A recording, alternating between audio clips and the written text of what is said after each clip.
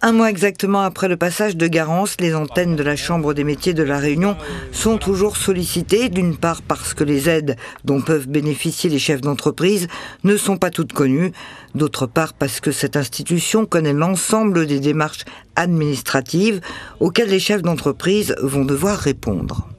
Les entreprises vont se battre parce que c'est l'outil de travail, c'est ça qui donne à manger à nos entreprises, à leur famille. C'est aussi des compétences qu'ils ont acquises au fil des années. Donc ils vont se battre pour se relever. Et notre rôle à nous, Chambre de métier, bien entendu, c'est d'accompagner ces chefs d'entreprise à aller vers tous les dispositifs qui ont été mis en place, faire en sorte qu'au plus rapidement possible, ils puissent reprendre leur activité, en tout cas dans les conditions optimales. Alors la priorité tout d'abord d'un chef d'entreprise, souvent lorsque tout est cassé, il a perdu du matériel et tout, il va commencer à remettre son outil de travail en place. Après il va aller effectivement faire les différentes démarches pour pouvoir avoir les aides. Mais oui, il y en aura d'autres qui vont arriver. Un gain de temps, un soutien particulièrement apprécié par ce chef d'entreprise.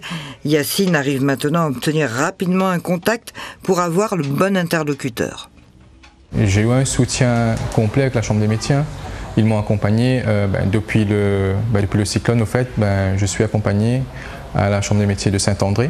Du coup, ils ont fait tous les démarches et surtout au niveau de l'URSSAF, ils ont pu voir pour décaler les charges et tout. Et aussi la banque aussi qui nous a suivis. Ils ont décalé le prêt vu que c'est du matériel neuf.